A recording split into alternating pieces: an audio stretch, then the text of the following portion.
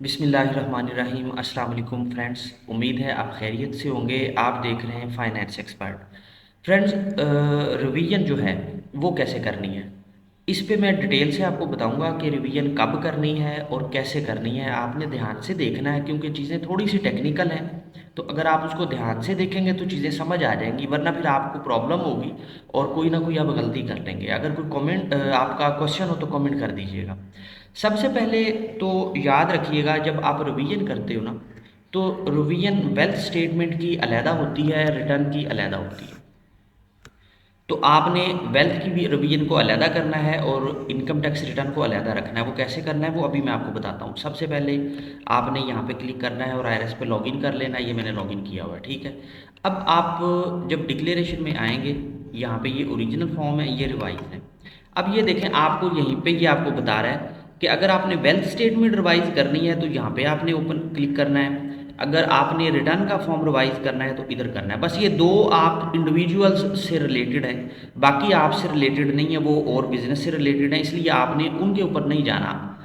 आपने सिर्फ इन दो पे वर्किंग करनी है, इस नॉर्मल पे और वेल्थ स्टेटमेंट पे। अब जब भी आप अपनी रिटर्न फाइल करते हो, जैसे मैंने लास्ट डेट वाली वीडियो में बताया था कि रिटर्न की रिवीजन कब आपने करनी है, जब कोई मटेरियल एरर हो जिसमें आपको लगे कि यार अगर ये चीज़ डिपार्टमेंट ने आइडेंटिफाई कर ली तो फिर हमें प्रॉब्लम होगी, नोटिस आएगा और हम उसको जस्टिफाई नहीं करेंगे। तो फिर नोटिस आने से पहले पहले आप जो है ना अपनी वेल्थ स्टेटमेंट रिवाइज कर सकते हो। वेल्थ स्टेटमेंट जो है ये 5 साल में कभी भी आप रिवाइज कर सकते हो नोटिस आने से पहले पहले। लेकिन जो इनकम टैक्स रिटर्न है, जो रिटर्न का पोर्शन है, उसका टाइम होता है 60 डेज़ का। अब इसको हम रिवाइज बाज़ दफ़ा इसलिए भी करते हैं, जैसे लास्ट डेट है, अब हमारे पास डाटा पूरा नहीं है और हमें पता है कमिश्नर जो हमें देगा, एक्सटेंशन देगा, वो मैक्सिमम 15 दिन की दे देगा, ठीक है। तो बजाय हम 15 दिन की एक्सटेंशन लेने के, हम क्या करते हैं, हम जितना डाटा अवेलेबल होता है उसकी बेस पे हम जो रिटर्न है वो फाइल कर देते हैं। जब हम रिटर्न फाइल करते हैं, वेल्थ स्टेटमेंट भी फाइल हो जाती है, तो जितना डाटा अवेलेबल होता है इन दोनों में हम इंटर करके फाइल कर देते हैं। तो बाई लॉ जो है वो हमें 60 डेज़ का टाइम मिल जाता है कि 60 डेज़ में हम कभी भी अपना जो रिटर्न है उसको चेंज कर सकते हैं, रिवाइज कर सकते हैं। दूसरा, अगर आपने फाइल ठीक किया था, बाद में आपको लगा कि यार इसमें तो मसला है, लेकिन अगर 60 डेज़ के अंदर अंदर आपको पता लग गया रिटर्न के बीच में कि इनकम मेरी कम थी या ज़्यादा थी, मैंने ज़्यादा कर दिया या कम कर दिया, या कोई और इनकम थी वो शो नहीं की मैंने, तो फिर आप 60 डेज़ के अंदर अंदर after submission of your return, मतलब ये लास्ट डेट से 60 डेज़ की बात नहीं कर रहा, जिस डेट पे आपने अपनी रिटर्न सबमिट की उससे ऑनवर्ड 60 डेज़ तक आप अपनी रिटर्न को जो है वो रिवाइज कर सकते हो।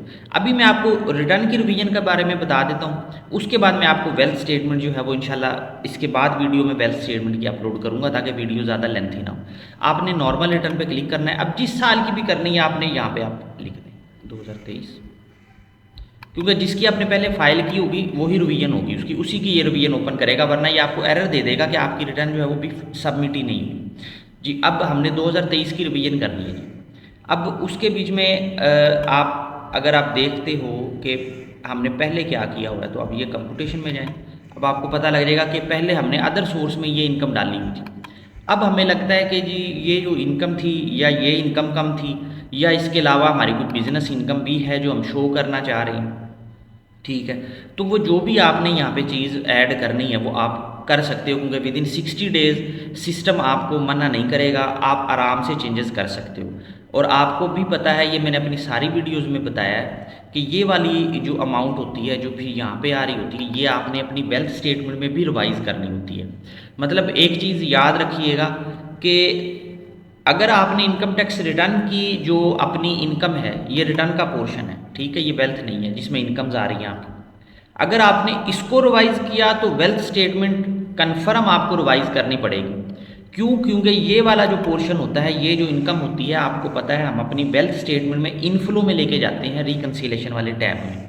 अगर मैं यहाँ पे इसको रिवाइज करता हूँ, फर्ज किया इसको मैं 5.5 लाख से 15 लाख कर देता हूँ, 6 लाख कर देता हूँ, जितना भी कर देता हूँ, तो डेफिनेटली मेरी जो वेल्थ मैंने पहले फाइल की थी इतनी इनकम के साथ वो चेंज हो जाएगी। अगर मैं इसको कम करता हूँ तो भी वो चेंज होगी।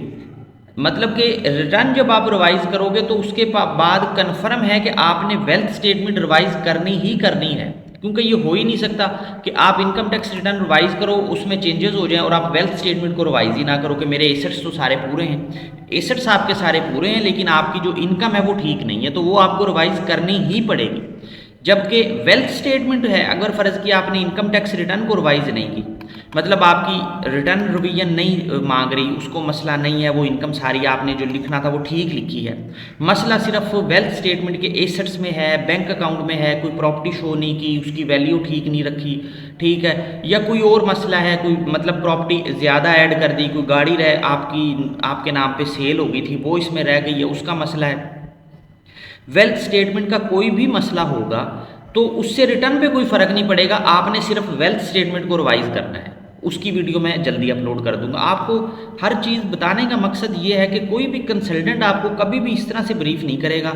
मैं आपको सिर्फ ये कह रहा हूँ कि आप मेरी वीडियो को ज़रा ध्यान से देखें तो आपको इंशाल्लाह जो है ना क्वेश्चन करने की भी ज़रूरत नहीं पड़ेगी, आपको चीज़ें वैसे ही क्लियर हो जाएगी।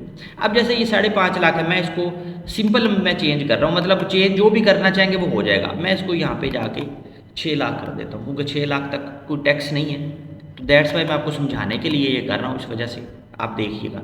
अब ये देखें, ये कंप्यूटेशन पे आके मैंने देखता हूँ तो 6 लाख इनकम हो गई है, इस पर टैक्स कोई नहीं है, ठीक है। ये देखिए एडबिलिटी टैक्स 0 ही है। अब इसको मैंने क्या करना है, अब ये जो टैक्स बना हुआ है तो इसको मैंने अब ये जो इनकम बनी है मैंने अपनी वेल्थ स्टेटमेंट में भी इसको लेके जाना है। जब मैं वेल्थ स्टेटमेंट की रिवीजन करूंगा मैं आपको इसमें ये चेंज करके भी दिखा दूंगा। वैसे मैं हर वीडियो में अपने बताता हूँ वेल्थ स्टेटमेंट में ये चीज़ कहाँ लेके जानी है आपने, ठीक है। तो आपने वेल्थ स्टेटमेंट वाली वीडियो भी याद से देख लेनी।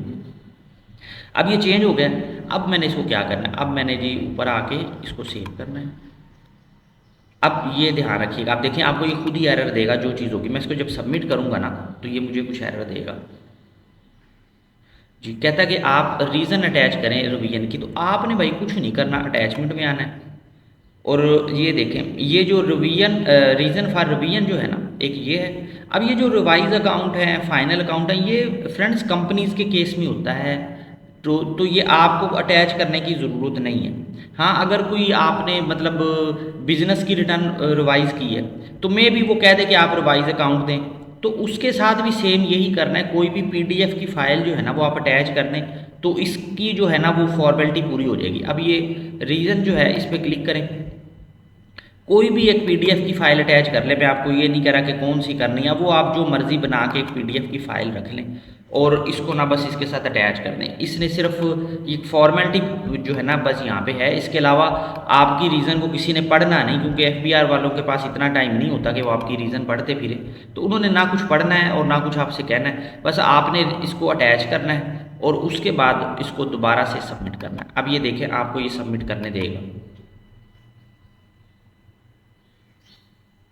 पिन कोड आपने वेरीफाई करना है इसको।